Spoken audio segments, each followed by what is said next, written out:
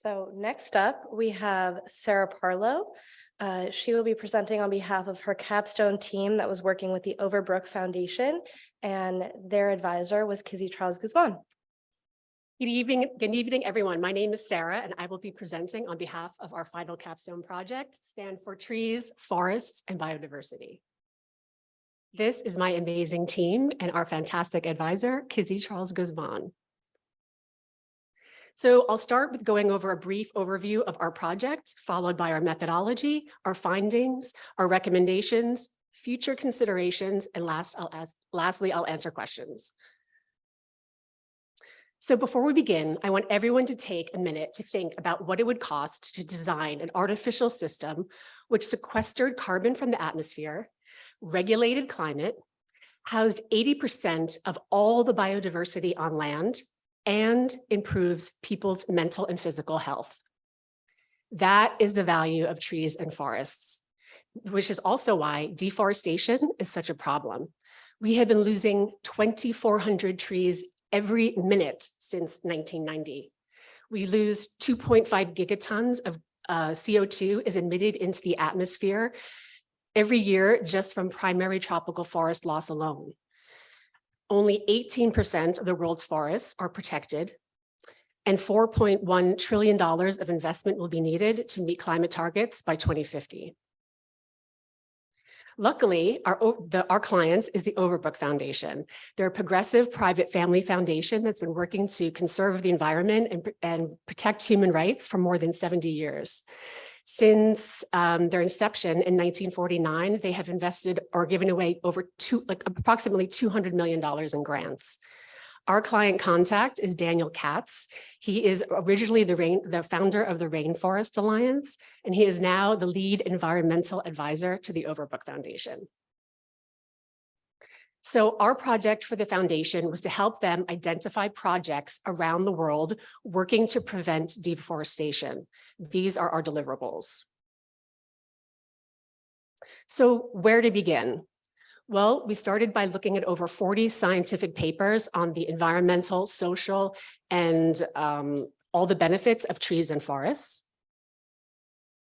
Next, we looked at existing databases like Global Forest Watch and the World Bank to look at the metrics that they measured so we could create our own benchmark with which to rate and rank countries, regions, and projects.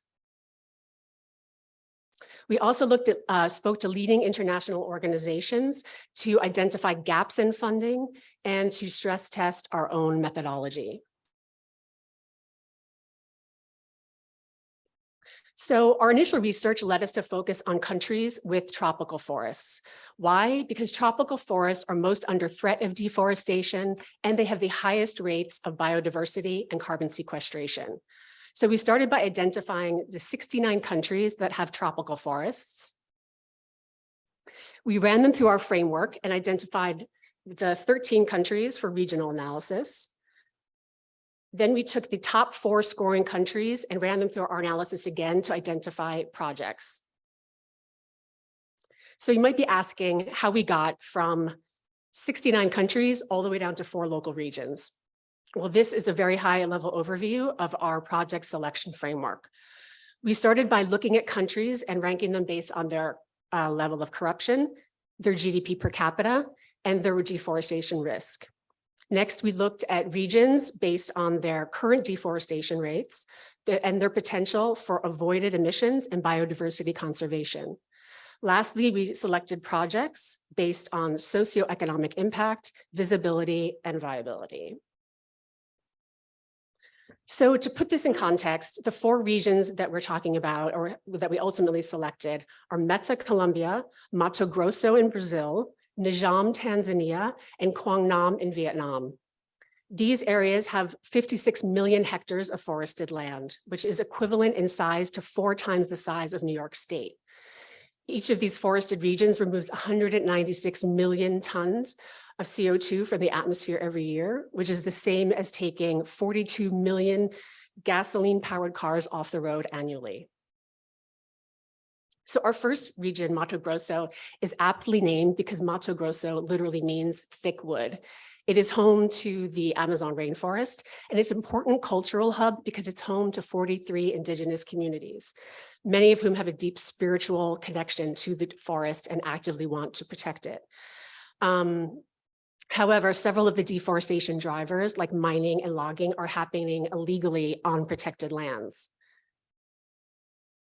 This is why it is one of our recommendations is to fund the People's Planet Project. They empower indigenous communities by training them and train them in videography and cartography to track deforestation as it's happening, so it can be reported and alert local officials. Our second region is Quang Nam in Vietnam. Quang Nam is a carbon-rich and biodiverse region, which has seen 27% tree cover loss since 2000.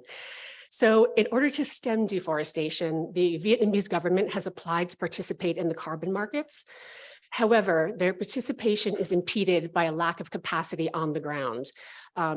They've not been able to meet carbon market requirements. This is why one of our recommended strategies is to work with the LEAF Coalition. LEAF stands for Lowering Emissions by Accelerating Forests. LEAF raises funds through public-private partnerships to pay farmers not to cut down trees.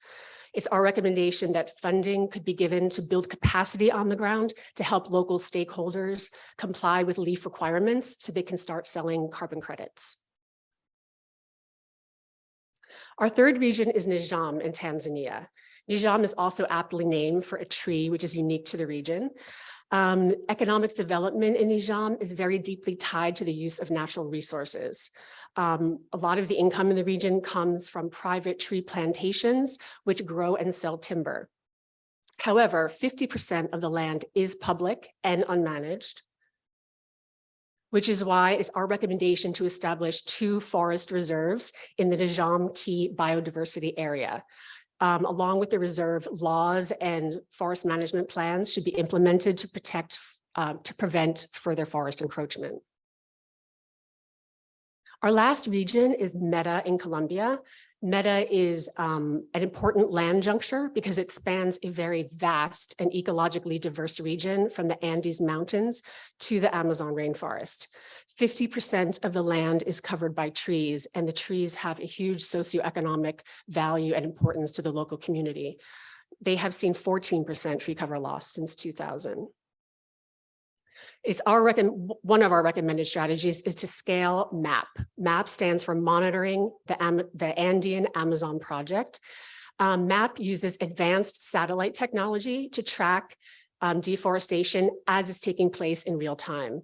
Local community members and stakeholders are alerted by text as deforestation is detected. This has the advantage over traditional satellite tracking mechanisms like Global Forest Watch, which only track deforestation after it has already occurred. MAP allows for prevention to take place in real time. So it's our recommendation that funding could be used to scale up MAP in and around Meta. So going forward, our client has already signed on for future capstone projects to further evaluate our recommendations, as more time and resources are going to be needed to vet them for funding. But our project has given the client an adaptable framework to identify future projects. The framework should be updated annually or at regular intervals as metrics will change over time, like corruption level and as new hotspots emerge. So lastly, I want to thank my amazing team, and a special shout out to Christina and Natalie, who are so fantastic. I want to thank Kizzy for all of your guidance and support, and also our client who is online. Daniel, on behalf of the entire team, it was such an honor to do this project with you, and thank you so much for the opportunity. So, thank you.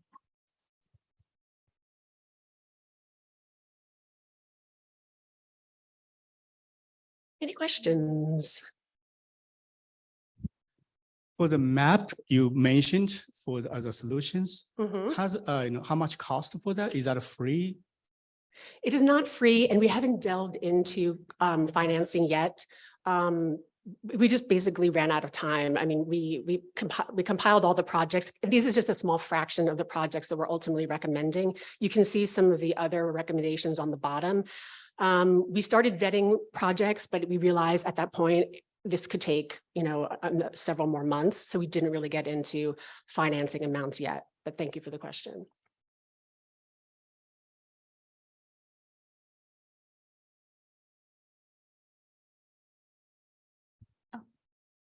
Thanks. Thank you for the presentation. I think one question that I had is when I think about the carbon offset markets, which are so critical for, preserving a lot of this land, avoidance credits are specifically some of the most controversial. So how do you think about like the very high impact that avoidance credits can create for these communities and these forests, but at the same time, like how they're kind of abused in a lot of the markets today? That is a great question. And it's true, carbon markets are very controversial because you're basically measuring something that's not taking place. So there are a lot of equivalencies and, metrics that are used. It's so hard to track, right? Something that is not happening. So that is a great question. I mean, hopefully down the road, regulators, there'll be laws and regulations, specifically creating some sort of system for this to take place. But ultimately, I mean, putting a price on nature and trees and the value that they provide is the only way potentially that will ultimately save them. So thank you. Hope that answers your question.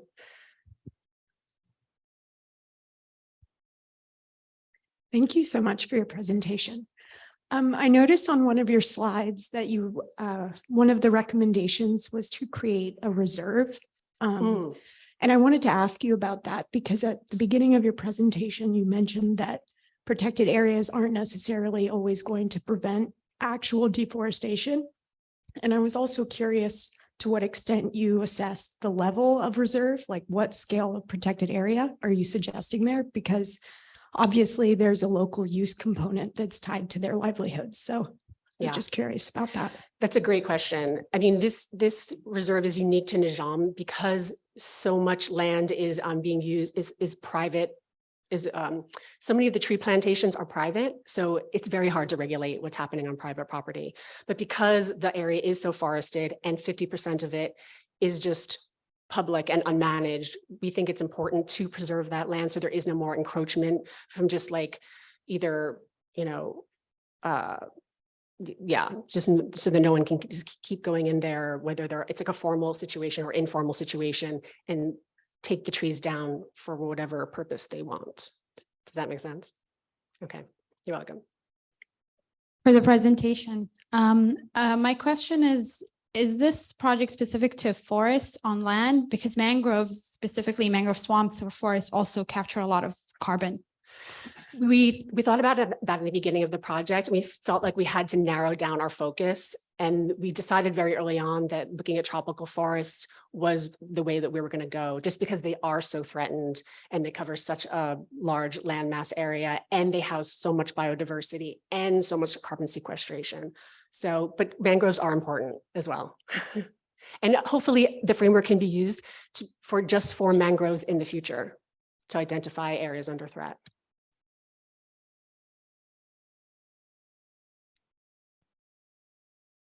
Thank you for the presentation. Thank you. You have 4 sites, and for each 4 site, you have different impact assessment for like you are compare it with different SDG goals.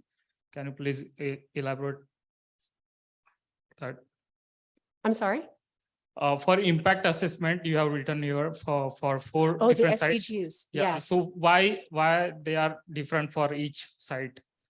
Well, we're trying to we're going to delve into it more in our white paper, but basically we're trying to let the client see what impact each project will have. And we thought that using the SDGs would be like a visual, easy way for them to understand what social, economic, or environmental benefit each project would solve. You're welcome.